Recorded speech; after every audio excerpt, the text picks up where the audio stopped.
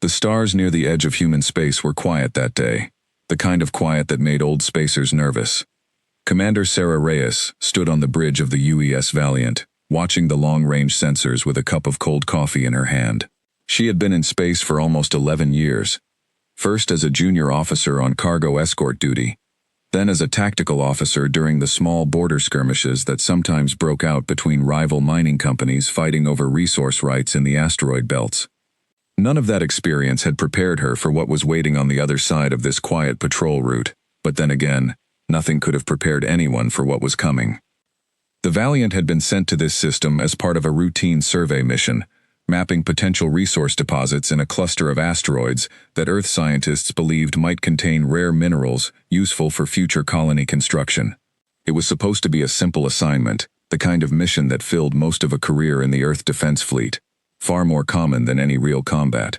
Sarah had actually been looking forward to a quiet few weeks, a chance to let her crew relax after a difficult training rotation the month before.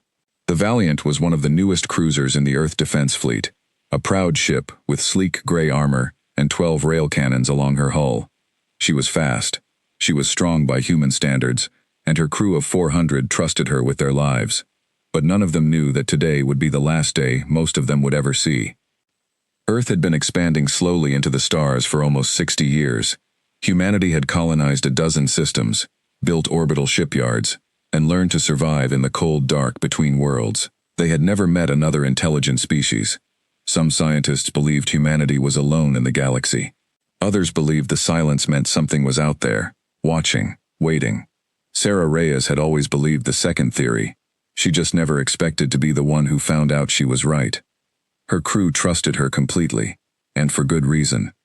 She was known throughout the fleet as a commander, who listened to her officers, who made decisions carefully, but did not hesitate once a choice was made. Lieutenant Kwan, her tactical officer, had served under her for 3 years, and considered her the best commanding officer he had ever worked with.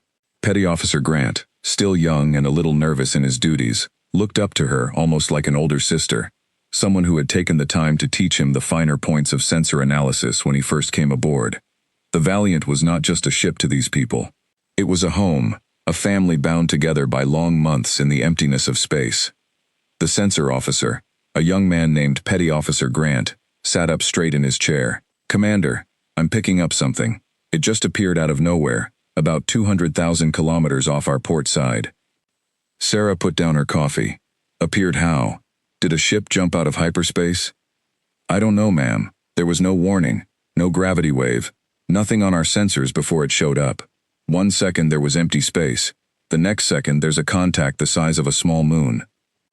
The bridge crew went quiet. A ship the size of a small moon was not something Earth had ever built, and Earth had never encountered anyone who could build one either. Sarah walked to the sensor station and looked at the display herself. The shape on the screen was strange, not like any human design. It had long curved spines running along its length, like the ribs of some giant sea creature, and it glowed faintly with a green light that no human engine produced. "Red alert," Sarah said quietly. "All hands to battle stations. Helm, keep our distance, but do not turn away. If this is first contact, I want us to look calm, not scared." The crew moved fast but quiet, well trained for moments like this, even if nobody had truly expected one. Sarah opened a channel, wanting to try communication first. It was the only sensible choice. If this was another intelligent species, war should be the last option, not the first. "Unknown vessel. This is Commander Sarah Reyes of the United Earthship Valiant. We come in peace and wish to establish communication. Please respond." There was no answer for almost a full minute. Then, suddenly, a voice came through the speakers, deep and strange, like it was being translated through machinery that did not fully understand human language yet. "Small ship, small species. You dare to speak first to a vessel of the Krithan Dominion?" Sarah felt a chill run down her spine, but she kept her voice steady. "We did not mean to offend. We are simply exploring our region of space. My name is Commander Reyes. May I ask who I am speaking with?" "I am Fleet Commander Threx, of the 3rd Scouting Division. This system belongs to the Dominion now, by right of discovery. You will surrender your vessel and your crew, or you will be destroyed." On the bridge, several officers turned pale. Sarah kept her face calm, though her heart was pounding. Fleet Commander Threx, this system is human territory. We have colonies here, families, cities. We cannot simply surrender it to you. Perhaps we can discuss this peacefully. We do not wish for conflict. There was a pause, and then something that might have been laughter came through the channel, cold and mocking. Discuss. You wish to discuss with the Dominion, as if you were equals. Small creature, the Dominion has conquered over 1,000 worlds. We have existed for 10,000 of your years. Your species has barely left its home star. You are not equals. You are property, waiting to be claimed. Sarah's hands tightened at her sides. She glanced at her tactical officer, Lieutenant Quan, who gave her a small shake of the head. The alien ship was massive compared to the Valiant, but massive did not always mean stronger. Still, something about the way it hung in space, so still and confident, told her this was not a bluff. We will not surrender, Sarah said. But we also do not wish to fight. Let us contact our government. Perhaps a peaceful arrangement can be made. There will be no arrangement, Threx said. There will only be a lesson. The Dominion does not need your permission to take what is ours. But I will allow you one gift before you die. I will let you see what true power looks like, so that when your species remembers this day, they will remember to fear us. The channel went dead. On the sensor screen, the massive alien ship began to move, slow and deliberate, like a predator that had already decided the hunt was over before it began. Commander, they're powering up something huge, Grant said, his voice shaking slightly. I've never seen an energy signature like this. Shields to maximum, weapons free, Sarah ordered. Helm, evasive pattern Delta. Let's not make it easy for them. The Valiant turned hard, her engines burning bright as she tried to put distance between herself and the alien vessel. For a moment, it looked like it might work. Then a beam of green light lanced out from the alien ship, so bright it lit up the entire bridge through the view screen.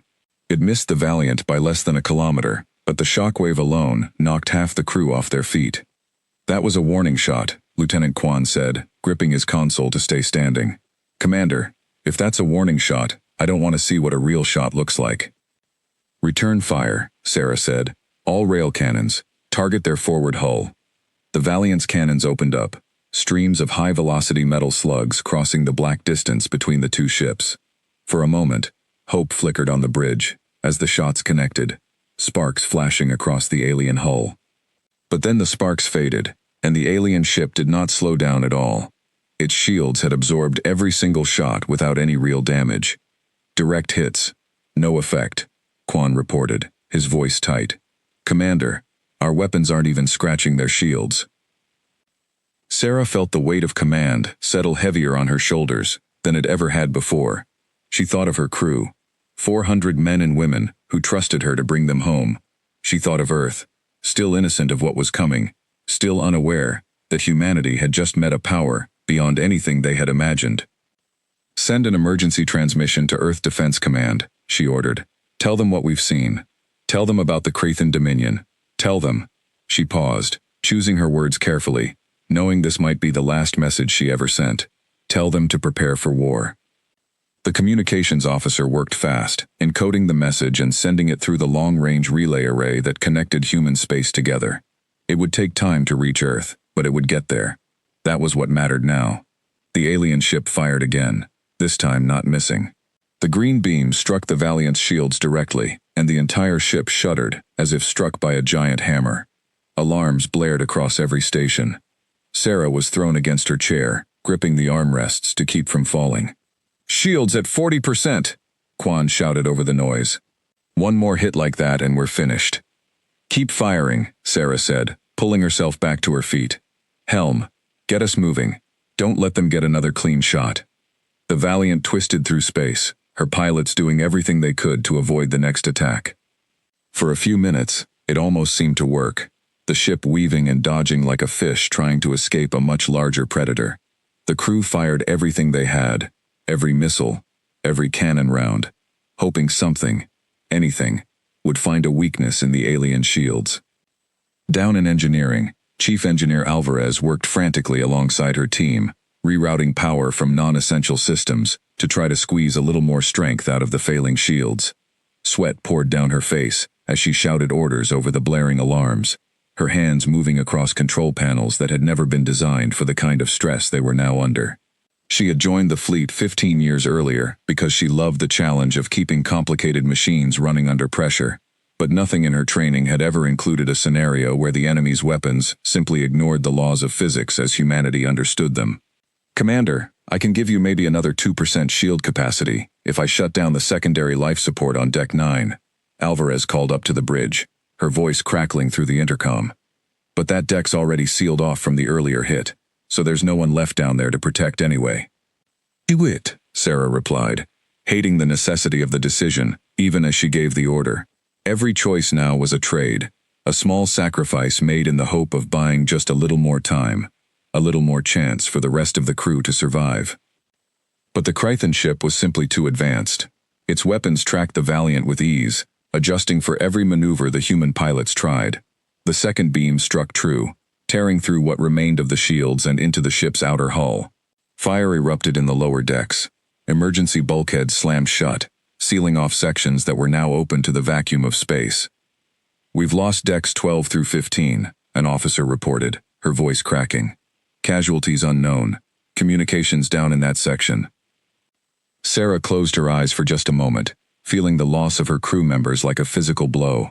Then she opened them again, because there was no time to grieve, not yet. "Get me damage control. I want to know if we can still fight." "Weapons are still online, but shields are gone, Commander," Quan said. "One more hit and we're done." Sarah looked at the view screen, at the massive alien ship closing the distance now, no longer bothering to keep its range. It was coming in for the kill, confident that nothing the humans had could hurt it. In that moment, Sarah made a decision that would be remembered by every historian who studied this war for generations to come. "Helm, set a collision course," she said. "If we can't beat their shields with weapons, maybe we can hurt them with the whole ship." There were gasps from the bridge crew, but no one argued. They all understood what she was trying to do. If the Valiant was going to die today, she would take a piece of that alien ship down with her. "Course locked in, Commander," the helm officer said, her voice steady, despite the fear in her eyes. "Then let's give them something to remember," Sarah said. The Valiant surged forward, her damaged engines burning at full power, aiming directly for the alien ship's hull. For a moment, it looked like it might actually work, the gap between the two ships closing fast. The Krythan ship's weapons fired one more time, a final beam of green light cutting through space. This time, the beam did not miss. The Valiant was struck directly amidships, the beam slicing through her hull like a hot knife through paper. The ship's reactor, already strained from the previous damage, could not handle the sudden breach. In an instant, the entire vessel was consumed in a brilliant flash of light, visible even from the nearby colony worlds as a new star briefly blinking into existence, before fading away forever. 400 souls were lost in that flash, including Commander Sarah Reyes, who had given her life trying to protect a world that did not yet know it was at war. On board his massive ship, Fleet Commander Threx watched the destruction with the same cold satisfaction he always felt when a lesser species learned its place. He turned to his second-in-command, a Krythan officer named Vess, who stood nearby with arms crossed. "Send word to the Dominion Council," Threx said. "We have found a new species. Primitive, weak, but they occupy several systems worth claiming. Recommend a full invasion fleet be prepared." "Yes, Fleet Commander," Vess replied. "Should we expect resistance?" Threx made a sound that might have been a laugh, deep and rumbling. "Resistance? You saw what happened to their ship. One vessel, destroyed with a single fleet commander and a scouting party. When our full fleet arrives, this species will not last a single day. They are children, playing with toys, pretending to be warriors." What Threx did not know, what no one in the Krythan Dominion could have known, was that far away on a planet called Earth, humanity had a habit of surprising people who underestimated them. It had happened many times throughout human history, when smaller nations stood against larger empires, when the weak found ways to become strong. It was about to happen again, on a scale no one in the galaxy had ever seen before. The Krythan Dominion had spent 10,000 years building an empire, on the belief that strength alone determined the right to rule. They had never before encountered a species that measured its own worth not by the power it already possessed, but but by the distance it was willing to travel to protect what it loved. Humanity had crossed oceans in wooden ships when the rest of the world said it could not be done. It had reached for the moon with technology that seemed impossibly primitive by later standards, simply because reaching for it felt like something worth doing. Now, faced with an enemy more powerful than anything in its history, humanity would once again do what it had always done when the odds seemed impossible. It would refuse to accept that impossible meant the same thing as over. The emergency transmission from the Valiant reached Earth Defense Command 3 days later. It was received by a communications officer working the night shift, a young woman who nearly dropped her coffee when she realized what she was reading. Within minutes, the message was flagged as critical priority and sent directly to the highest levels of Earth's government and military command. Admiral James Cole was woken from his sleep at 3 in the morning by an urgent call. He had been friends with Sarah Reyes for over 15 years, ever since they had both graduated from the Earth Defense Academy together. He had personally recommended her for command of the Valiant. When he read the transmission, when he understood what had happened to her and her crew, something inside him went very cold and very still. He sat alone in his office for almost an hour after reading the report, staring at nothing, thinking about the woman he had known, about the crew who had died following her orders, about the alien voice recorded in the transmission that spoke of humanity as if they were nothing more than insects to be swept aside. Then he stood up, straightened his uniform, and walked to the Situation Room, because grief would have to wait. Earth needed to know what was coming, and Earth needed to prepare. By dawn, every major leader on the planet had been briefed. The story of the Valiant spread quickly, first through official channels, then through news networks, and finally through every corner of human society. People were afraid, as was natural, but fear was not the only thing that spread. Something else grew alongside it, something that had carried humanity through every dark chapter of its history. It was a quiet, stubborn kind of anger, the kind that came from being told you were weak by someone who had never truly tested you. In cities across the globe, people gathered in public squares to hold vigils for the crew of the Valiant, lighting candles and sharing stories of loved ones who had chosen to serve in the Earth Defense Fleet. Schools paused their normal lessons to discuss what had happened, teachers trying to explain to frightened children why the sky suddenly felt like a much less friendly place than it had the day before. Newsrooms debated endlessly about what this meant for humanity's future, whether this was truly the end of an era of innocence, or the beginning of something humanity would eventually learn to overcome, the same way it had overcome every hardship in its long and difficult history. Military recruitment offices, normally quiet places visited by only a handful of applicants each week, found themselves overwhelmed within days by young men and women eager to volunteer for service. It seemed that fear, rather than paralyzing humanity, had instead lit a fire beneath an entire species, a shared determination that whatever was coming, they would not face it as helpless victims. In a hidden research facility on the far side of the moon, a small team of scientists led by Dr. Elena Voss had been working for years on a secret project that almost no one in the government even knew existed. When news of the Valiant's destruction reached them, Dr. Voss called an emergency meeting with her team, standing before a large screen that displayed the blueprints of something unlike any ship humanity had ever built. "They think we're weak," she said to her team, her voice quiet but firm. "They think we're going to lay down and let them take everything we've built. Well, they're about to find out how wrong they are. It's time to finish what we started. It's time to build the future of humanity's defense." Behind her, on the screen, the blueprints slowly rotated, showing every angle of a ship that had been designed not just to fight, but to change the balance of power in the galaxy forever. Its name, chosen months earlier by the very team that had lost so much sleep bringing it to life, was Prometheus.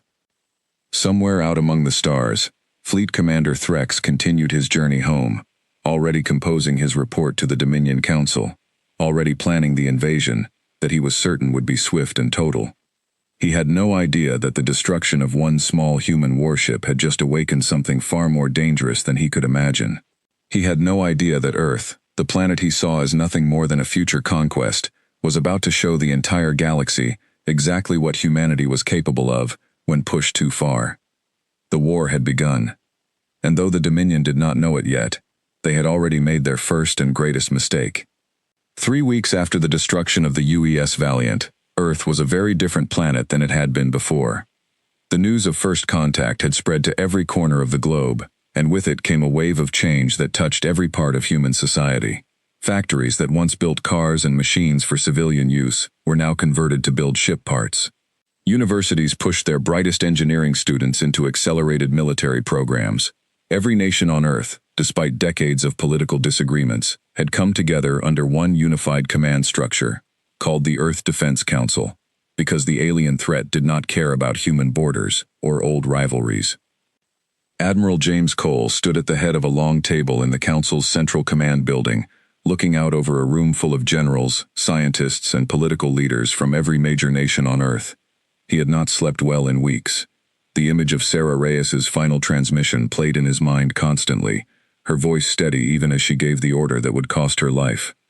Cole had spent 30 years in the Earth Defense Fleet, rising through the ranks during a period when the greatest threats humanity faced were pirates in the outer colonies and the occasional dispute between mining companies over territorial claims. He had never imagined he would one day be responsible for coordinating the defense of an entire planet against an enemy from beyond the stars. The weight of that responsibility showed in the lines around his eyes and the gray that had crept further into his hair over the past 3 weeks alone. But he did not let any of that show in his posture as he addressed the room. Leadership, he had learned long ago, was as much about appearing steady as it was about actually being steady. "Ladies and gentlemen," he said, his voice carrying through the room, "our long-range sensors have confirmed what we feared. The Cretan Dominion is real, and their fleet commander has reported our existence to his superiors. We do not know exactly when they will return, but our best analysts believe we have somewhere between 2 and 6 months before a larger force arrives." A murmur went through the room. One of the political representatives, a sharp-faced woman from the European Union, raised her hand. "Admiral, with respect, if their scout ship alone destroyed one of our best cruisers without taking a scratch, what makes you think we can survive a full invasion fleet?" Cole had expected this question, and he did not flinch from it. "You're right to ask that. On paper, if we fight them the same way we fought them with the Valiant, we lose. Every time. Our current technology is simply outmatched. But we are not going to fight them the same way. For the past 4 years, a research division under my direct authority has been developing something new. Something that changes the equation." He nodded to an aide, who dimmed the lights and brought up a holographic display in the center of the table. The image showed a sleek, dark ship, smaller than the Valiant, but built with strange angular lines, and a hull that seemed to shift color slightly as it turned in the display, almost like the surface of an oil slick. "This is Project Prometheus," Cole continued. "It has been under development at a secret facility on the far side of the moon, led by Dr. Elena Voss and her team. I am not a scientist, so I will let her explain the details, but I can tell you this much. If our tests are correct, this ship alone may be able to do what an entire fleet of our current cruisers could not." The doors at the back of the room opened, and Dr. Elena Voss walked in, a tablet in her hand and a look of quiet determination on her face.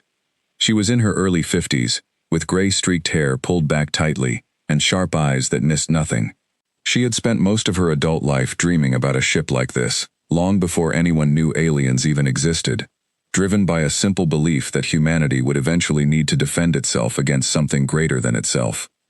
"Thank you, Admiral," she said, taking her place at the front of the room. "Let me explain what makes Prometheus different from anything else humanity has built." She tapped her tablet, and the holographic display zoomed in on different parts of the ship. First, the hull. Standard human ships use layered metal armor, which is why the Valiant's weapons could not penetrate the Cretan shields, and why the Cretan weapons cut through the Valiant so easily. Prometheus uses something we call adaptive nanite armor. Millions of microscopic machines woven into the hull that can rearrange themselves in real time to counter different types of damage. If we're hit with kinetic weapons, the nanites harden into a denser structure to resist impact. If we're hit with energy weapons, like the beam that destroyed the Valiant, the nanites redistribute to dissipate the heat across a much larger surface area, preventing it from burning through in one spot. One of the generals leaned forward. "Is this technology proven, or is this theoretical?" "It's proven," Elena said firmly.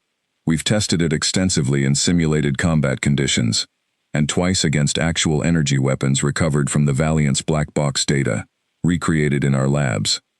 The armor held both times, at power levels that should have destroyed a normal hull instantly. She continued, moving to the next part of the display, which showed strange-looking cannons mounted along the ship's spine. Second, the weapons. We call them phase disruptor cannons. Instead of firing solid projectiles or simple energy beams, they fire a burst of energy that shifts phase state as it travels, essentially existing partly outside of normal space for a fraction of a second. This makes it extremely difficult for standard shields to block, because most shields are designed to stop energy or matter that exists fully within our reality.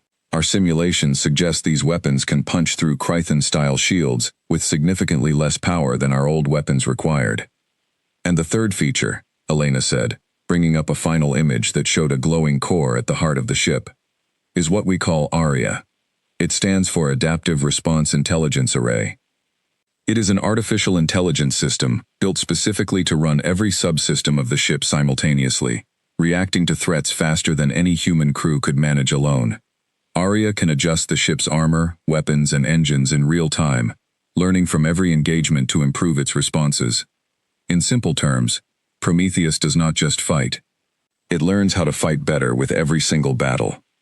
Several of the military officers in the room leaned forward, studying the holographic display with renewed interest. One older general, a veteran of Earth's early colonial defense forces, spoke up with obvious skepticism in his voice. "Dr. Voss, this all sounds remarkable, but I have to ask, if this technology is so effective, why has it taken years to develop just one working ship? Why weren't we told about this program sooner, so we could have allocated more resources to it before this crisis began?" Elena met his gaze steadily, unbothered by the challenge in his tone. "That's a fair question, General. The truth is, this project began as a theoretical research program, funded quietly, because most of the scientific community, myself included at the time, believed we were simply preparing for threats that might emerge many decades in the future, if ever. Nanite-based adaptive armor was considered a fascinating but impractical concept for years, difficult to manufacture reliably, and even more difficult to fund at the scale needed for a full military ship. It was not until we had a breakthrough in nanite manufacturing precision, about 4 years ago, that Project Prometheus became a realistic possibility, rather than a dream on a whiteboard. We moved as fast as we could, but building something entirely new, using principles that had never been tested outside of a laboratory, takes time that cannot simply be rushed by throwing more money at the problem. The general nodded slowly, seemingly satisfied, if not entirely comforted, by her answer. The room was silent for a long moment, as everyone absorbed what they had just heard. Finally, the sharp-faced representative from the European Union spoke again, her tone softer this time. "How many of these ships do we have, Dr. Voss?" Elena hesitated before answering. "One. We have one. Fully operational, currently undergoing final testing. We have the blueprints and the facilities to build more, but each ship takes months to construct properly, even with our fastest production methods. We simply have not had the resources or the time to build a fleet of them." The murmur that went through the room this time was less hopeful. One ship against an entire invasion fleet did not sound like good odds to most of the people in that room, no matter how advanced the technology was. Admiral Cole raised his hand for quiet. "I understand the concern. One ship is not a fleet. But let me remind everyone in this room of something important. When the Krythan fleet commander destroyed the Valiant, he did not send his full fleet. He used a single scout vessel, larger than our cruiser, but still just one ship, among what is likely an enormous armada. If Prometheus can stand against ships of that size, even a handful of them, it changes everything about how this war will be fought. And in the meantime, we are not simply sitting still. Every shipyard on Earth, and in our colonies, is working around the clock to produce as many conventional warships as possible. We are recruiting and training pilots and soldiers faster than at any point in our history. Prometheus is not our only hope. It is our best hope, but it will fight alongside everything else we can build." The meeting continued for several more hours, covering logistics, resource allocation, and defense strategies for each of humanity's colony worlds. By the end of it, every person in that room understood the stakes clearly. Humanity was no longer just a species, reaching for the stars out of curiosity and ambition. It was now a species fighting for its very survival. Back on the moon, at the hidden research facility now given the official designation of Prometheus Station, Dr. Elena Voss walked through the massive hangar bay, where the ship itself sat, surrounded by scaffolding and engineers making final adjustments. The ship was even more impressive up close than it appeared in the holographic display, its dark hull seeming to swallow the light around it in some places while reflecting it strangely in others. She found Captain Marcus Chen standing near the ship's main entrance ramp, looking up at the vessel with an expression of quiet respect. Marcus was 36 years old, a veteran pilot who had flown in dozens of training exercises and had a reputation for staying calm under pressure that made him the obvious choice to command Prometheus once it was ready for combat. "She's beautiful, isn't she?" Elena said, walking up beside him. "She's something," Marcus agreed. "I've flown a lot of ships in my career, Dr. Voss, but I've never seen anything like this. It's hard to believe we built this ourselves, without any help from anyone else." "We had help," Elena said with a small smile. "Just not the kind you're thinking of. We had every human mind that ever looked up at the stars and wondered what might be out there. We had every engineer, who ever pushed the limits of what was thought possible. This ship is built from decades of human ambition and dreaming, even before we knew we would need it for something like this." Marcus nodded slowly, still looking up at the ship. "Are we ready, Doctor? Really ready? Because if the reports from the Valiant's engagement are accurate, we're going to be facing something far beyond anything in our simulations." Marcus had been selected for this assignment out of nearly 200 candidates, chosen not just for his flying skill, but for his ability to remain calm and think clearly under enormous pressure, a quality that had been tested repeatedly during his years flying escort missions along the dangerous trade routes near the asteroid belts. He had a wife and a young daughter back on Earth, and though he rarely spoke about them during training, everyone at Prometheus Station knew that his family was a large part of why he pushed himself so hard every single day. He was not just fighting for an abstract idea of humanity's survival. He was fighting for two very specific people who were waiting for him to come home safely. Elena's expression grew more serious.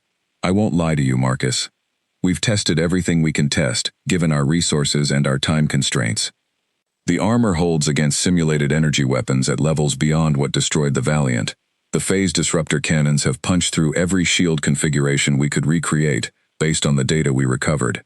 Arya has run thousands of combat simulations and continues to improve her tactical responses every single day. But there is a difference between simulation and reality, and we won't know exactly how Prometheus performs until she faces a real enemy in real combat." "That's not exactly reassuring," Marcus said, though there was no bitterness in his voice, only honesty. "No, it's not," Elena agreed. "But I believe in this ship, and I believe in you. You've trained harder than any pilot I've ever worked with, and Arya has been learning your flying style for the past 6 months, adapting her systems to work with your instincts. I think the two of you together give humanity its best chance." Marcus was quiet for a moment, then he asked the question that had been on his mind since he first learned about the true scale of the threat facing Earth. "Doctor, do you think we can actually win this war? Not just this ship, but Earth as a whole. Against an empire that's conquered 1,000 worlds?" Elena considered the question carefully before answering. "I think about that question every single day, Marcus. And here's what I've come to believe. The Krythan Dominion has conquered 1,000 worlds, yes, but how many of those worlds fought back the way humanity is fighting back right now? How many of those species had a history of surviving against impossible odds, of building something new every time they were pushed to the edge of extinction? Humanity has been counted out before, by disease, by disaster, by our own conflicts with each other, and every single time, we found a way to endure and grow stronger. I don't know if we can win this war easily, or quickly, or without terrible cost. But I believe we can win it, if we're smart, if we're brave, and if we never stop innovating faster than they expect us to." Far across the galaxy, in a system belonging to the Krythan Dominion, Fleet Commander Threx stood before the Dominion High Council, presenting his report on the newly discovered human species. The council chamber was a massive circular room, its walls lined with the crests of 1,000 conquered worlds, a visual reminder of the Dominion's power and history. The species calls itself human, Threx explained to the assembled council members, each one an ancient and powerful figure within Dominion society. They possess only rudimentary weapons technology, comparable to species we conquered many centuries ago. Their single warship was destroyed with minimal effort. I recommend a standard invasion fleet, sufficient to subdue their home system and any nearby colonies. One of the council members, an elder Krythan named Zorvath, leaned forward with interest. You destroyed their ship easily, yet you seem cautious in your recommendation, Fleet Commander. Explain this caution. Threx hesitated slightly before answering. Elder Zorvath, their ship was primitive, yes, but their reaction was not what I expected from a primitive species. Their commander did not flee when facing certain defeat. She attempted to ram my vessel, sacrificing her entire crew, rather than surrender. There is something in their nature, a stubbornness, a willingness to fight even against impossible odds, that concerns me slightly. I do not believe this changes the outcome of any invasion, but I believe we should not underestimate them entirely. Zorvath considered this for a long moment. Very well, we will authorize a larger invasion fleet than standard protocol, to account for this unpredictability you describe. You will lead this fleet personally, Fleet Commander Threx. Given your first-hand knowledge of this species, you have 3 months to prepare your forces. When you are ready, you will proceed to their home system and bring the entire species under Dominion control. Any resistance beyond reasonable expectation should be crushed swiftly and completely, as an example to any other species who might consider resisting Dominion rule in the future. It will be done, Elder Zorvath, Threx said, bowing slightly before the council. As he left the chamber, Threx found himself thinking again about the human commander who had chosen to die fighting rather than surrender. It was a strange thing for a fleet commander of the Dominion to dwell on, this small detail from an otherwise unremarkable engagement, but something about it had stayed with him, a nagging sense that perhaps he had learned less about this new species than he believed. He pushed the thought aside as he began the long process of assembling his invasion fleet, confident that whatever stubbornness the humans possessed, it would not be enough to save them from the overwhelming force he was about to bring to their doorstep. Back on Earth, the months that followed the council meeting were some of the most intense in human history. Shipyards in orbit around Earth, Mars, and the outer colonies worked around the clock, every available resource funneled into military production. New warships, built with whatever improved technology could be adapted from Dr. Voss's research in time, began rolling out at a pace that would have seemed impossible just a year earlier. Training programs accepted recruits faster than ever before, and though many worried whether these hastily trained pilots and soldiers would be ready in time, there was no other choice.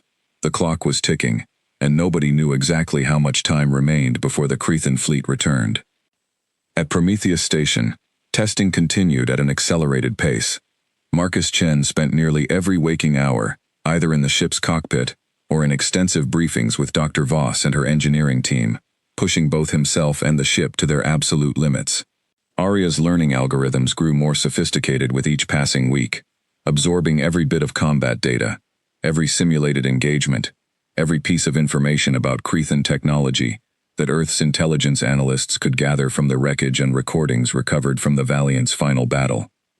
Slowly, carefully, humanity was preparing itself for the fight of its life. And though the outcome remained deeply uncertain, one thing had become clear to everyone involved in Earth's defense. The Krythan Dominion had expected an easy conquest, a quick and simple addition to their long list of subjugated worlds.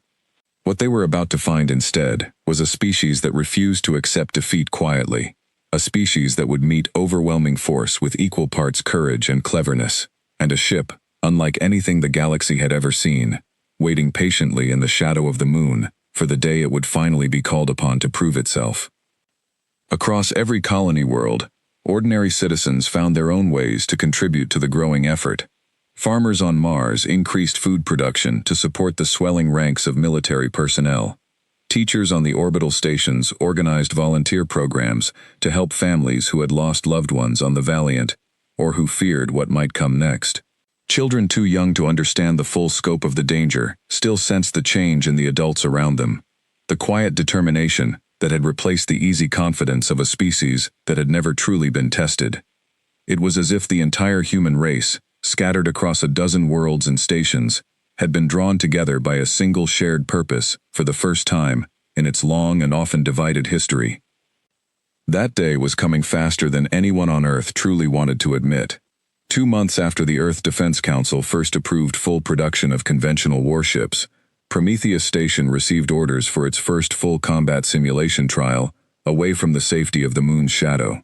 Dr. Elena Voss watched from the control room as Captain Marcus Chen guided the ship out into open space, her heart pounding with a mixture of pride and worry that she had grown used to over the past several years of development. The 2 months since the Earth Defense Council meeting had passed in a blur of frantic activity for everyone involved in humanity's defense. Shipyards that once produced a single vessel every few months now turned out new warships at a pace that seemed almost impossible, though the quality of these rushed vessels remained a constant source of worry for the engineers overseeing their construction. Training academies graduated new pilots and soldiers in record numbers, though many senior officers privately worried whether a few months of accelerated training could truly prepare young recruits for the kind of enemy they might soon face. Every resource Earth possessed had been redirected toward a single goal: survival, and the pressure of that singular focus had begun to show on the faces of everyone involved, from the highest-ranking admirals down to the youngest engineers working double shifts at Prometheus Station. "Aria, run system diagnostics," Marcus said, his voice calm as he settled into the cockpit, a space that felt less like a traditional ship's bridge and more like the center of a living, thinking machine. "All systems functioning at optimal levels, Captain," Aria replied, her voice smooth and almost human, though with a slight musical quality that made her easy to distinguish from any ordinary computer system. "Nanite armor is fully charged and responsive. Phase disruptor cannons are calibrated and ready. Shall I begin the test sequence?"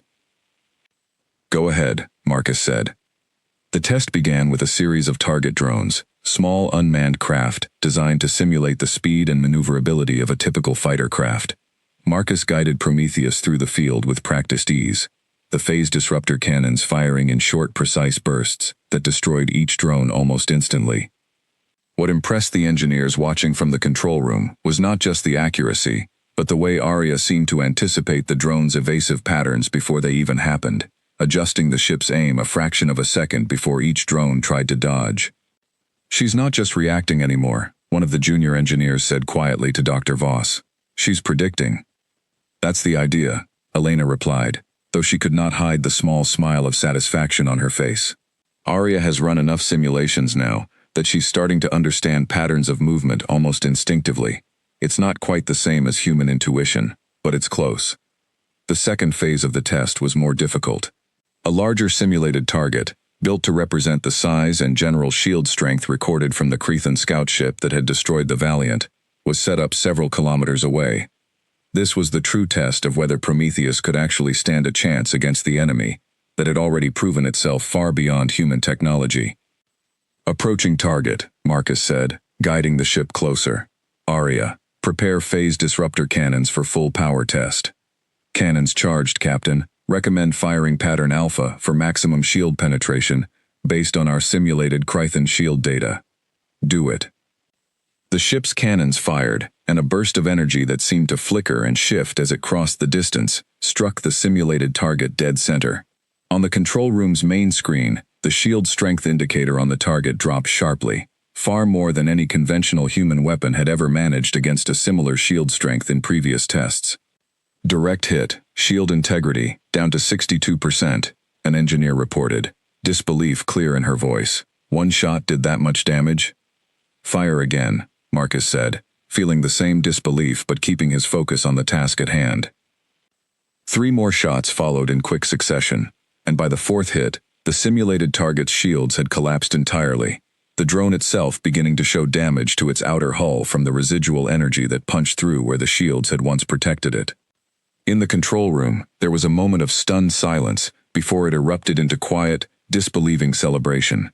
Engineers, who had spent years buried in equations and simulation data, hugged each other, some with tears in their eyes, finally seeing the physical proof of everything they had worked toward for so long. One young technician, barely out of university, sat down heavily in his chair, overwhelmed by the realization that the strange calculations he had spent countless late nights verifying had just been proven correct in the most dramatic way possible.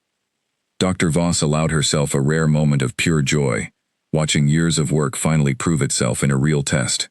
She thought back to the early days of the project, when Prometheus had existed only as rough sketches and theoretical equations scattered across whiteboards in a cramped university laboratory, long before anyone in the government took the idea seriously enough to provide real funding. She thought of the countless setbacks, the nanite calibration failures that had set the project back nearly a full year, the funding committee that had almost canceled the entire program twice before results finally justified the enormous expense. All of it, every sleepless night and every moment of doubt, had led to this single moment of vindication. But even as the engineers around her celebrated, she found her mind already moving to the next question, the one that mattered more than any other.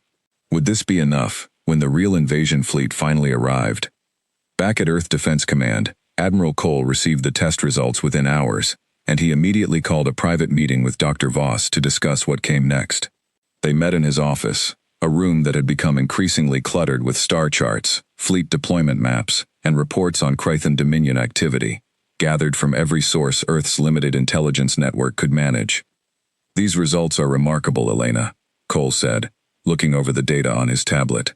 "If Prometheus can perform this well against a full invasion fleet, we might actually have a real chance."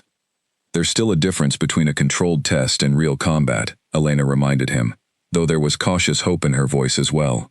"The simulated target doesn't shoot back, doesn't adapt its own tactics, doesn't have a living crew making decisions in real time. When Prometheus faces an actual Krythan warship, things could be very different." "I understand that," Cole said. "But I need to ask you something important, and I need an honest answer. How soon can we get a second ship built?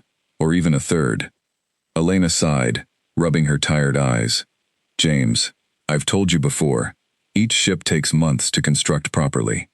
The nanite armor alone requires an incredibly precise manufacturing process that can't simply be rushed without risking failures in the field.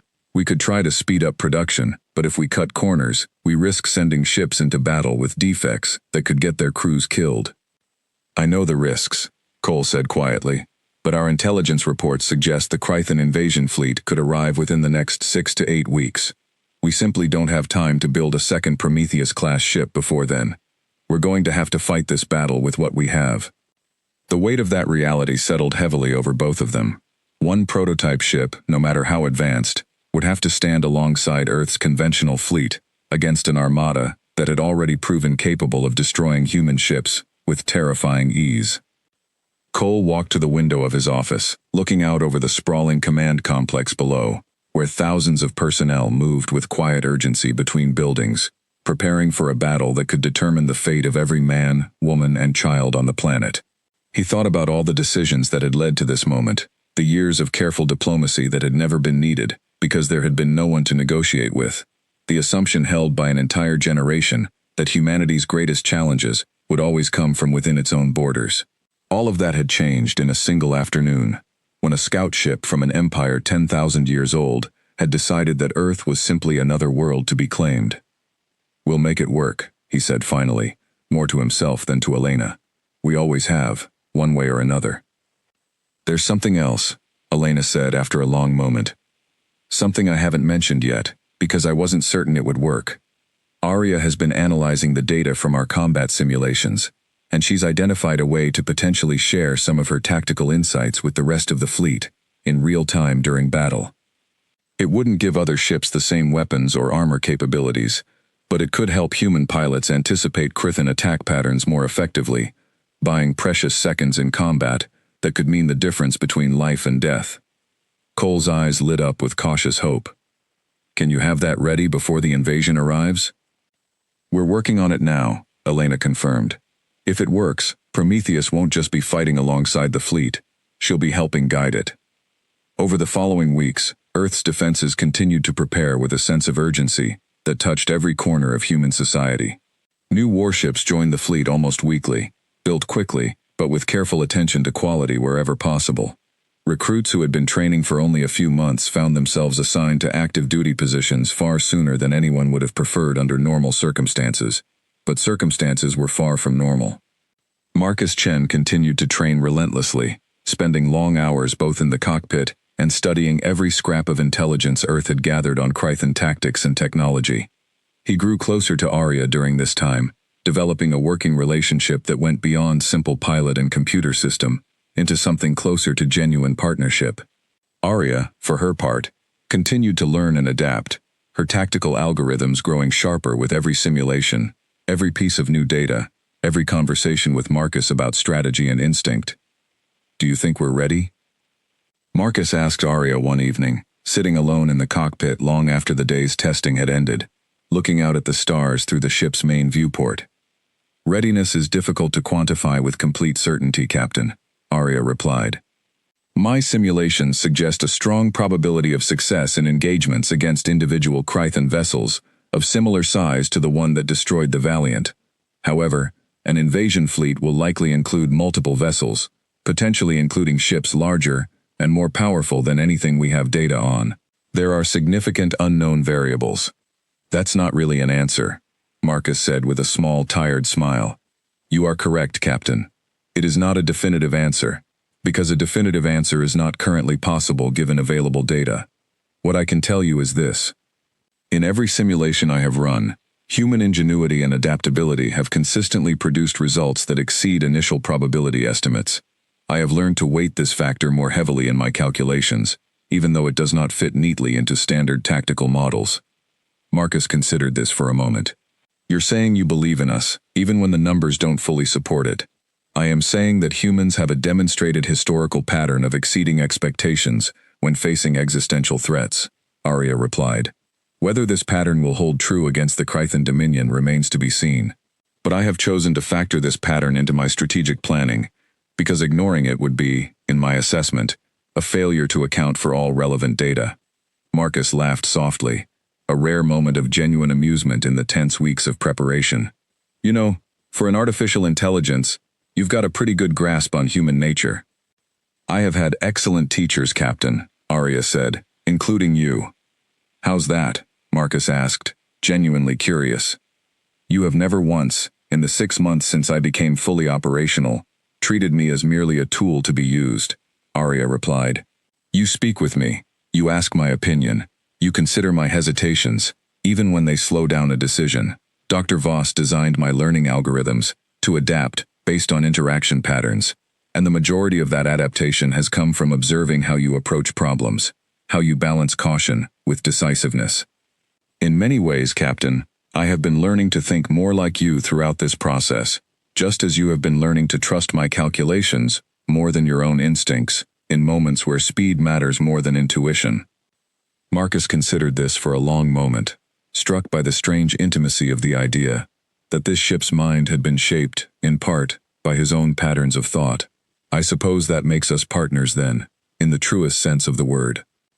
"I would agree with that assessment, Captain," Arya said, and if an artificial intelligence could sound pleased, hers did in that moment. The moment of lightness was interrupted by an urgent alert flashing across the cockpit displays. Marcus's smile faded instantly as he sat up straight, reading the incoming report. "Arya, confirm this," he said, his voice tight. "Confirmed, Captain. Long-range sensor arrays positioned at the edge of our solar system have detected a massive gravitational anomaly, consistent with a large fleet emerging from hyperspace. Estimated fleet size, based on preliminary sensor readings, exceeds 200 vessels of varying sizes, several significantly larger than the ship that destroyed the Valiant." Marcus felt his stomach drop. This was it. The invasion fleet had arrived, sooner than even the most pessimistic estimates had predicted. Within minutes, every alert system across Earth's defense network had activated. Admiral Cole was pulled from a rare moment of sleep and rushed to the Central Command Center, where officers were already scrambling to confirm the sensor data and begin mobilizing the fleet. Dr. Voss received the alert at Prometheus Station and immediately began preparing the ship for what everyone had known was coming, but had still somehow hoped would not arrive so soon. "How long until they reach Earth orbit?" Cole demanded as he entered the command center, still buttoning his uniform jacket.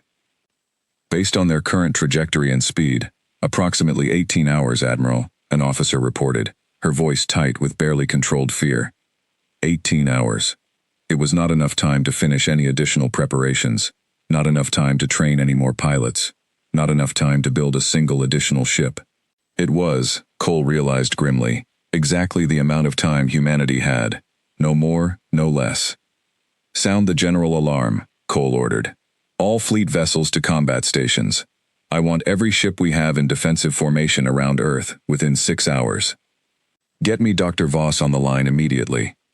The call connected quickly, Elena's face appearing on the command center's main screen, her expression grim but determined. James, I assume you've seen the sensor reports. I have. Elena, is Prometheus ready? She's as ready as she's ever going to be, Elena confirmed. Marcus is already prepping for launch. But James, I need you to understand something. This is still an untested ship in real combat conditions, against a fleet size we never fully accounted for in our testing scenarios. 200 vessels is far more than we anticipated. I understand the risk, Cole said, but we don't have a choice anymore. This is the fight we've been preparing for, whether we feel ready or not. Get Prometheus to Earth orbit as fast as possible. She needs to be in position before that fleet arrives. Understood, Elena said. James, one more thing. Whatever happens today, I want you to know that this ship, this entire project, it was built by people who believed Earth was worth protecting, no matter the odds. Whatever the outcome, I don't regret a single moment we spent building her. Cole nodded, feeling the weight of the moment settle over him like a heavy cloak. I know, Elena. Now let's go show them exactly what that belief is worth. Across Earth's solar system, the entire human fleet began moving into position, hundreds of warships forming defensive lines around the planet that had given birth to their entire species. Fighter squadrons launched from carrier vessels, their pilots young and nervous but determined. Ground-based defense platforms across Earth's orbital stations powered up weapon systems that had never before been fired at a living enemy. And at the center of it all, Prometheus broke away from its station near the moon, its dark hull cutting through space toward the coming battle, carrying with it the hopes of an entire species. On board the massive lead vessel of the Cretan invasion fleet, Fleet Commander Threx stood at his command station, watching the small blue and green planet grow larger on his view screen with each passing hour. 200 vessels under his command, more firepower than had been used to conquer entire star systems in the Dominion's long history of expansion, all aimed at a single, relatively primitive world. Fleet Commander, his second-in-command Vess said, approaching his station. Our sensors are detecting significant fleet movement from the human homeworld. It appears they are mobilizing their entire military in defensive formation. Threx allowed himself a small, cold smile. Good. Let them gather every ship they have. It will make our victory here all the more absolute. A lesson the entire galaxy will remember. Prepare all vessels for full engagement upon arrival. We will crush their fleet, take their homeworld, and add another crest to the halls of the Dominion Council. He turned his attention back to the view screen, watching Earth grow ever larger, completely unaware that somewhere among the human fleet gathering to meet him, a single dark ship carried technology that would soon force him to question everything he believed about the species he had so casually dismissed as primitive and weak. Across Earth, families gathered in front of their screens, as government broadcasts confirmed what many had already suspected, from the sudden mobilization of every available ship in the fleet. There would be no more hiding the truth from the public now. The invasion had arrived, and every person on the planet would spend the coming hours waiting anxiously for news of whether their species would survive the day. Parents held their children close. Old friends called each other simply to hear a familiar voice one more time, in case the worst happened. And yet, even amid the fear, there was something else present in the air across the planet. A quiet resolve that had been building since the destruction of the Valiant. A shared understanding that whatever happened next, humanity would face it together. The stage was set. Two fleets, vastly unequal in numbers and experience, were converging on the same point in space, and within hours, the fate of humanity would be decided in the fires of battle above the world that had given birth to them all. The Cretan invasion fleet emerged into Earth's system, exactly on schedule, 200 warships spreading out in a formation that had conquered 1,000 worlds before this one. From the bridge of his flagship, Fleet Commander Threx watched as the human fleet came into view, a much smaller collection of vessels arranged in defensive lines around their homeworld. He counted roughly 120 ships, most of them smaller and clearly less advanced than his own forces. The formation itself was a work of art, refined over 10,000 years of Dominion conquest. Each ship positioned to provide overlapping fields of fire, while remaining flexible enough to respond to any unexpected human tactics. Threx had personally overseen invasions of nearly 30 different worlds throughout his long career, and he had never once encountered a species capable of mounting a meaningful defense against a fleet of this size and sophistication. He did not expect today to be any different, despite the strange unease that had followed him ever since his encounter with the Valiant months earlier. He straightened in his command chair and prepared to watch what he assumed would be a swift and total victory unfold before him. Their numbers are less than half of ours, and their technology remains far below Dominion standards, Vess reported from her station, studying the sensor readings. This should be a swift engagement, Fleet Commander. As expected, Threx replied, though he found himself thinking briefly of the human commander who had chosen to ram her ship rather than surrender. He pushed the thought aside. One stubborn commander did not change the outcome of an entire war. Begin the assault. Target their capital ships first. Break their formation, then destroy them at will. The Crethan fleet surged forward, their weapons already charging, green energy beams beginning to light up the darkness of space, as the two fleets closed the distance between them. On the human side, Admiral Cole stood in the central command center aboard his flagship, the UES Resolute, watching the same scene unfold from the opposite perspective. All ships, hold formation, Cole ordered through the fleet-wide communication channel. Concentrate fire on their lead vessels. Fighter squadrons, target their smaller escort ships and try to disrupt their formation. Everyone, remember your training. Stay disciplined and trust the plan. The battle began in earnest as the first waves of weapons fire crossed the gap between the two fleets. Human rail cannons and missiles struck against Crethan shields, and just as had happened with the Valiant months earlier, most of the damage seemed to simply be absorbed without significant effect. In return, the Crethan energy beams tore through human ships with devastating efficiency, entire vessels crippled or destroyed within the first few minutes of engagement. "We're losing the Hammond and the Coronado," an officer reported grimly from the command center, watching the tactical display as two human cruisers went dark on the sensor grid, their crews either dead or scrambling into escape pods. Cole felt his jaw tighten, but he kept his voice steady. "Hold the line. Where's Prometheus?" "Approaching from the flank, Admiral. Right on schedule," came the reply. Throughout the fleet, human pilots fought with a desperate courage that would later be remembered and honored for generations. Young fighter pilots, barely out of training, flew directly into formations of enemy craft, far more advanced than their own small ships, trusting in numbers and maneuverability where raw firepower could not compete. On the cruiser Nakamura, a damage control team worked frantically to seal a hull breach even as enemy fire continued to rock the ship around them, refusing to abandon their posts even when the order to evacuate was given, determined to keep the ship fighting for every possible extra minute. These were not soldiers who had spent decades preparing for a war they always knew was coming. They were ordinary people, teachers and engineers, and students just months earlier, who had answered the call when their world needed them most, and in that terrible crucible of battle, they discovered a courage that surprised even themselves. On board Prometheus, Marcus Chen watched the unfolding battle through the ship's sensors, his hands steady on the controls despite the chaos surrounding him.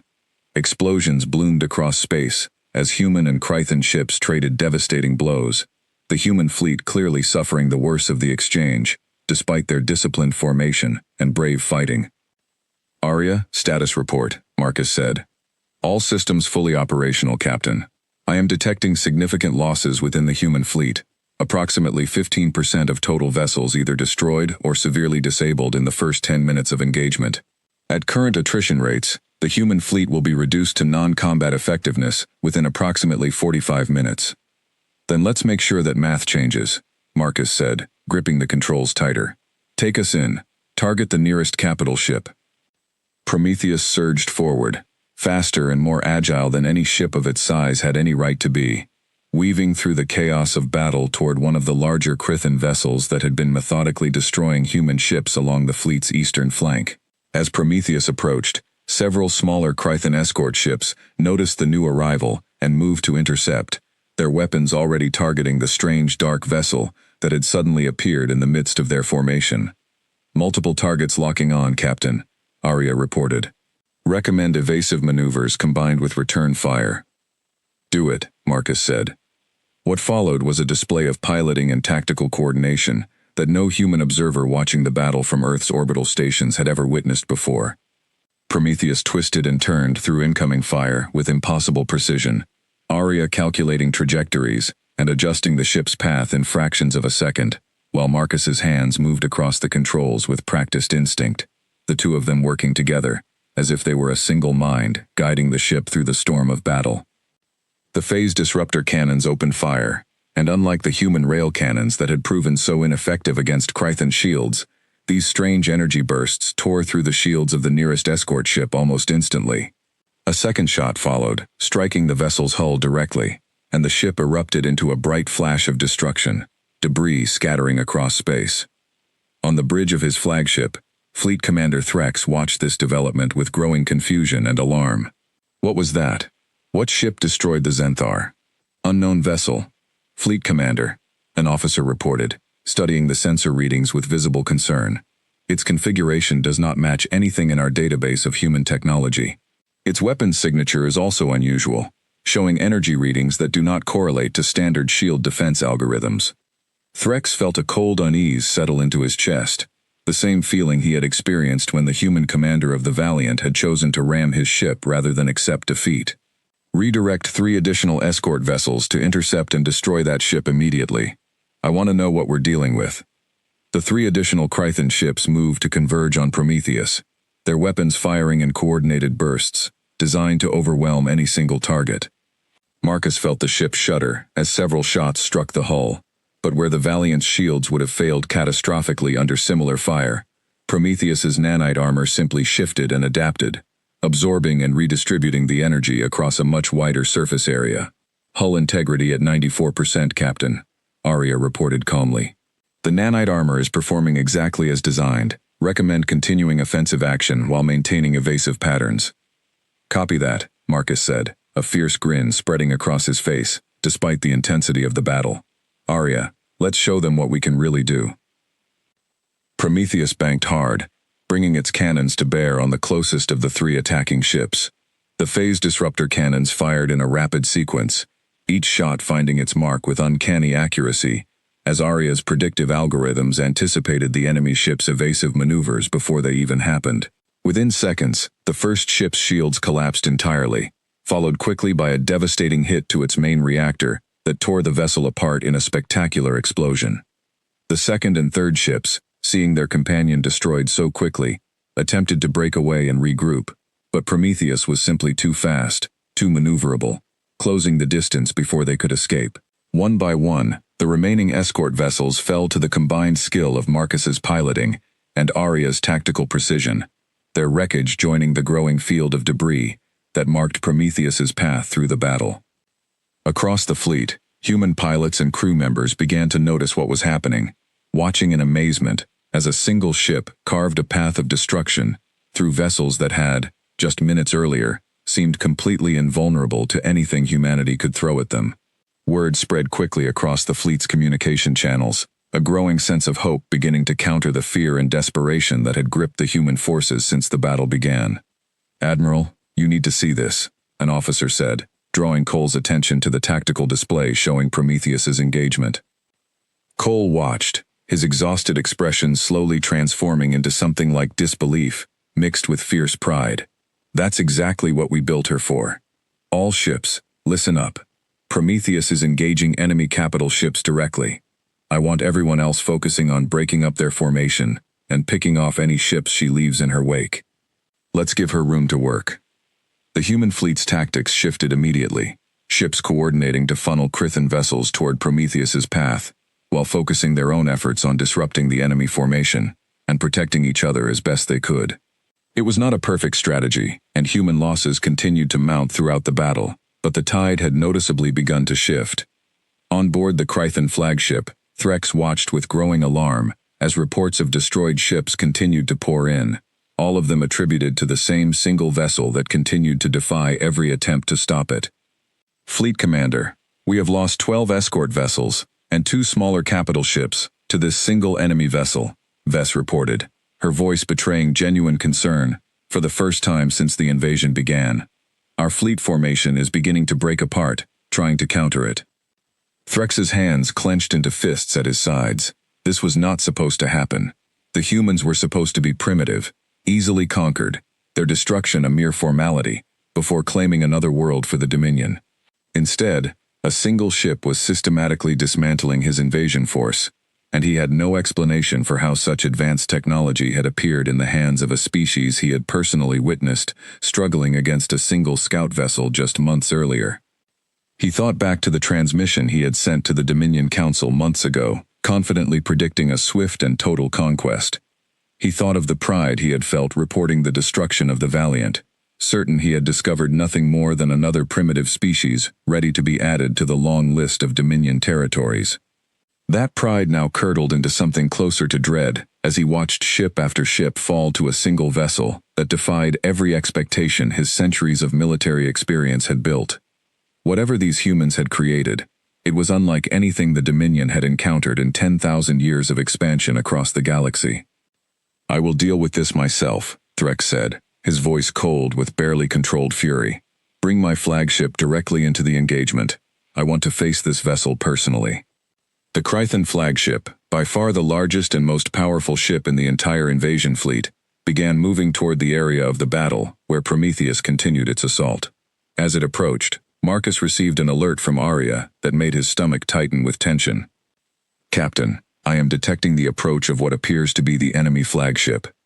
Sensor readings indicate significantly higher power output and shield strength than any vessel we have engaged thus far. This is likely their primary command vessel." Marcus took a steadying breath. This was the moment everything had been building toward, the true test of whether Prometheus could stand against the very best the Krythan Dominion had to offer, not just their escort ships and smaller vessels. "Arya, give me everything you've got on that ship. What are we looking at?" "Estimated shield strength is approximately 3 times that of the escort vessels we have already destroyed. Weapon systems appear more numerous and more powerful. However, my analysis of the vessel's overall structure suggests it prioritizes offensive capability and command functions over defensive redundancy. There may be exploitable weaknesses in its shield generation systems, though I cannot confirm this without direct engagement data."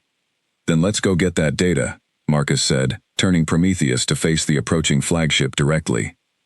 The two ships closed the distance between them, and as they did, every other vessel in the battle, human and Krythan alike, seemed to instinctively give them space, sensing that what was about to happen would determine the outcome of the entire war.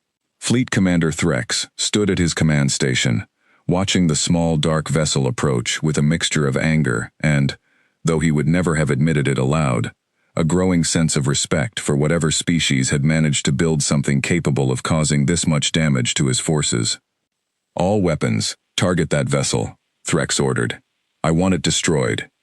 The flagship opened fire first, a barrage of green energy beams far more numerous and powerful than anything Prometheus had faced thus far in the battle. Marcus's hands moved rapidly across the controls, Arya calculating evasive patterns at a speed no human pilot could have managed alone, the two of them working in perfect synchronization to avoid the worst of the incoming fire, while still closing the distance needed to bring their own weapons to bear. "Hull integrity at 78%, Arya reported, as several beams found their mark despite their best evasive efforts. "The flagship's weapons are significantly more powerful than the escort vessels. I recommend a more aggressive approach, prioritizing offense over continued evasion."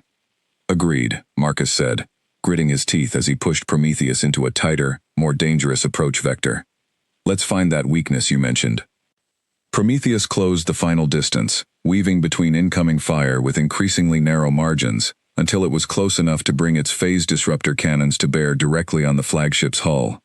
The cannons fired in a rapid, sustained burst, and for the first time in the entire battle, Marcus and Arya together watched something remarkable happen. The flagship's shields, so much stronger than anything they had faced before, began to flicker and weaken under the sustained assault, exactly where Arya had predicted a structural weakness might exist. "Shield integrity on target vessel dropping rapidly," Arya reported, an unmistakable note of something like excitement entering her usually calm voice. "Recommend continued fire on the same coordinates." Marcus held the ship steady despite the incoming fire still raining down around them, trusting Arya's calculations completely, as the phase disruptor cannons continued their relentless assault on the weakening point in the flagship's shields. On the Krythan bridge, alarms began blaring as officers scrambled to understand how their supposedly invulnerable flagship was suddenly showing signs of critical shield failure. "Fleet Commander, shields are failing at 70% power remaining," Vess reported urgently. "Recommend immediate withdrawal to regroup and reassess." Threx stared at the tactical display in disbelief, watching as the small human vessel continued its relentless assault, refusing to be intimidated by the sheer size and power of his flagship. Something inside him, some deep instinct built over centuries of conquest and victory, told him that this battle, this entire invasion, was slipping away from him with every passing second. "No," he said, his voice tight with a mixture of pride and dawning fear. "We do not retreat. Divert all remaining power to weapons. Destroy that vessel, now." The flagship's remaining weapons opened fire with everything they had left, a desperate final assault meant to end the threat once and for all. Marcus felt Prometheus shudder violently under the combined impact, warning alarms flashing across every display in the cockpit as the nanite armor struggled to keep pace with the sheer volume of incoming damage. "Hull integrity at 43% and dropping," Arya reported, her voice steady despite the severity of the situation. "Captain, we are approaching critical damage thresholds. However, the enemy flagship's shields have now failed completely. One more concentrated strike to their main reactor core should be sufficient to disable the vessel entirely." Marcus gripped the controls, feeling the strain of the battle in every muscle of his body, sweat dripping down his forehead despite the ship's climate controls. "Do it, Arya. All power to the cannons. Let's end this." Every remaining bit of power that Prometheus could spare was redirected into a single, final burst from the phase disruptor cannons, aimed precisely where Arya had calculated the flagship's main reactor to be located. The energy tore through the unprotected hull and struck true, and for a moment, the entire flagship seemed to shudder and go dark, its weapons falling silent, its engines flickering and failing. On the bridge of the crippled flagship, Fleet Commander Threx stood in stunned silence, amid the chaos of failing systems and panicked crew members, staring at the small dark vessel that had just accomplished something no other species in the long history of the Krythan Dominion had ever managed. He had come to Earth expecting an easy conquest, a simple lesson to be taught to a primitive species that dared to exist within Dominion territory. Instead, he found himself facing the very real possibility of total defeat, his flagship crippled, his invasion fleet scattered and broken, all because of a single ship that should not have existed by any reasonable measure of Krythan technological superiority. Across the rest of the battlefield, the remaining Krythan forces, seeing their flagship disabled and their fleet commander's vessel drifting powerless in space, began to lose the coordinated discipline that had defined their assault.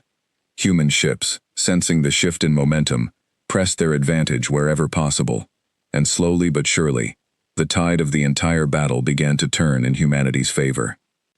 The war for Earth's survival had reached its turning point, and it had been decided not by superior numbers or overwhelming force, but by human ingenuity, courage, and a single ship that had proven the Krythan Dominion's assumptions about humanity's weakness to be a fatal miscalculation. With the Krythan flagship crippled and drifting powerless among the wreckage of the battle, the rest of the invasion fleet began to fall into disarray. Ships that had once moved with the coordinated precision of a well-trained military force, now scattered in confusion, some attempting to regroup, others breaking away entirely, in an effort to escape the battle that had turned so dramatically against them. The wreckage of the battle stretched across a vast expanse of space near Earth's orbital defense line, glowing embers and twisted metal marking the graves of both human and Krythan ships that had fought and fallen in the hours since the invasion began.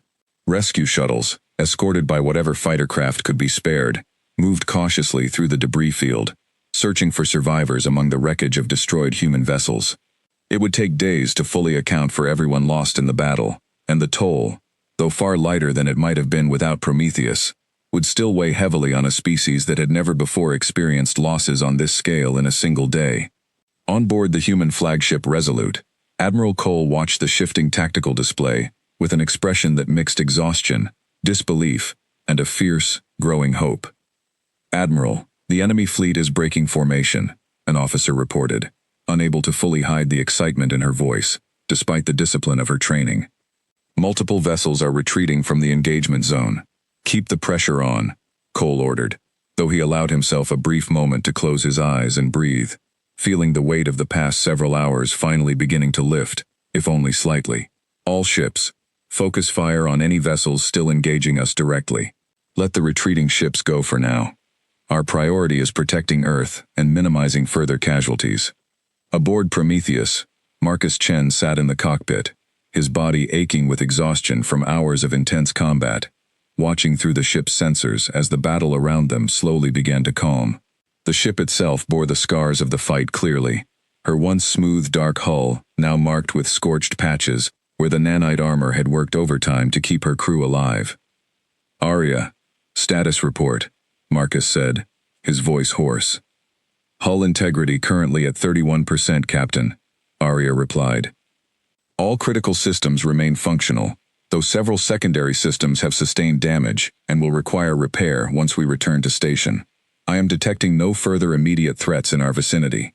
The Krythan flagship remains disabled and adrift. Fleet Commander Threx's vessel is transmitting what appears to be a distress signal on an open frequency, though the specific content has not yet been translated." Marcus straightened in his seat, a flicker of curiosity cutting through his exhaustion. "Patch it through. Let's hear what he has to say." The channel opened, and the same cold, deep voice that had once dismissed humanity as primitive and weak now carried a very different tone, one tinged with something that might have been reluctant respect, or perhaps simply the exhaustion of a commander who had just witnessed everything he believed about his own superiority crumble in the span of a single battle. "Unknown vessel," Threx's voice came through, translated by the ship's systems into clear human language. "This is Fleet Commander Threx of the Krythan Dominion. My flagship is disabled, and I formally request terms of surrender for my remaining forces. You have proven your species capable of far more than we anticipated.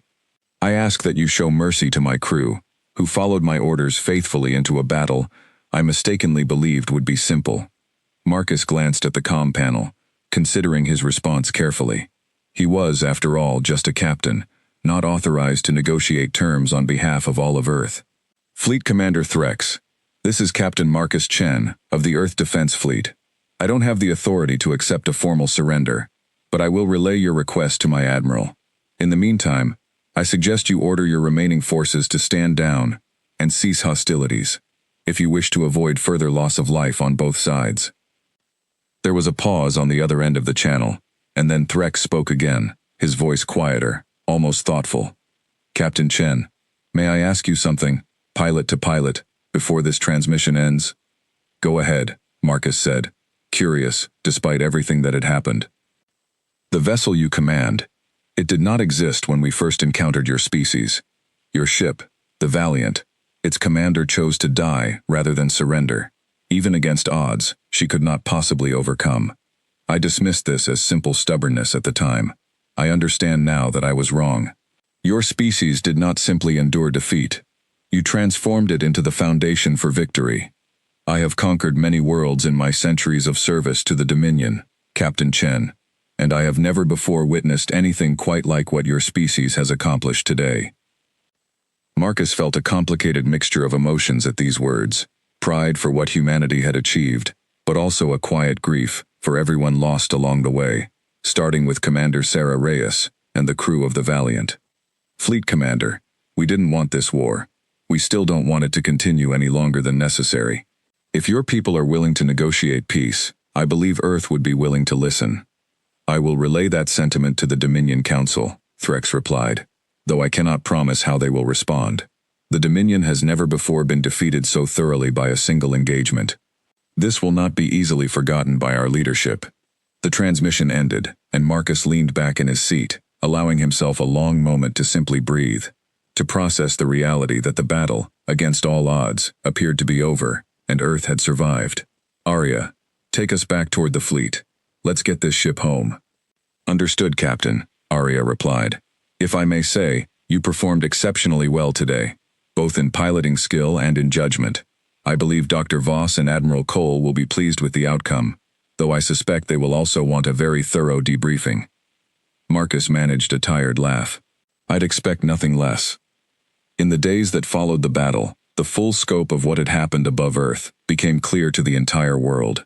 The Krythan invasion fleet, once 200 vessels strong, had been reduced to barely 60 ships, capable of retreating from the battle, the rest destroyed or disabled in the fierce fighting. Human losses had also been significant, nearly 40 warships destroyed, and thousands of lives lost, a heavy price that no one on Earth would soon forget. But the invasion had been stopped, and Earth remained free, thanks in large part to a single experimental ship and the two individuals, human and artificial intelligence together, who had guided it through the fires of battle. News of the victory spread across every human colony and settlement, met with a mixture of relief, grief for the lost, and a growing sense of collective pride in what humanity had accomplished against odds that had once seemed truly impossible. Memorial services were held across Earth for those who had died defending their world, including a particularly moving ceremony held in honor of Commander Sarah Reyes and the crew of the Valiant, whose sacrifice had given Earth the warning it needed to prepare for the battle that followed. Admiral Cole stood before a massive crowd gathered at Earth Defense Command's Central Memorial Plaza, delivering a speech that would be remembered for generations to come. 6 months ago, we lost a ship and a crew who believed, until their final moment, that Earth was worth protecting, no matter the cost. Commander Reyes and her crew did not know if their sacrifice would matter, if their warning would reach us in time, if humanity would find a way to stand against an enemy so far beyond anything we had ever faced. But they gave us that chance, and we did not waste it. Today, Earth stands free, not because we were the strongest or the most advanced, but because when faced with an impossible choice, we chose to fight for each other, to build something new, to prove that a species can rise to meet any challenge if it refuses to give up. Dr. Elena Voss, standing near the front of the crowd, felt tears in her eyes as she listened to the speech, thinking of the years of work, the countless hours of testing and refinement, the moments of doubt when it seemed like Prometheus might never be ready in time. She had built the ship believing in humanity's potential, and that belief had been proven correct in the most dramatic way possible. Standing beside her, Marcus Chen held his young daughter in his arms, having returned home for the first time in months to attend the memorial alongside his family. His wife stood close beside him, her hand resting gently on his shoulder, both of them silently grateful that he had come home at all, knowing how easily the outcome of that battle could have gone the other way. Around them, thousands of other families stood together in similar quiet gratitude, or in grief for those who had not returned. The entire crowd united, in an experience that had touched every corner of human society, regardless of nationality, wealth, or background. War, for all its terrible cost, had done something that decades of diplomacy had never fully accomplished. It had reminded humanity that beneath all its old divisions, it remained a single species, bound together by a shared home and a shared future among the stars. 3 weeks after the battle, a Dominion diplomatic vessel arrived in Earth's system, requesting formal negotiations to establish a lasting peace between humanity and the Krythan Dominion. Fleet Commander Threx himself was part of the delegation, having survived the battle and been granted permission by the Dominion Council to participate in the peace talks, given his unique first-hand experience with human capabilities, and, as he had quietly requested, his personal respect for Captain Marcus Chen's conduct during the engagement. The negotiations were long and complex, humanity's representatives determined to secure not just peace, but genuine recognition as an equal power within the wider galactic community.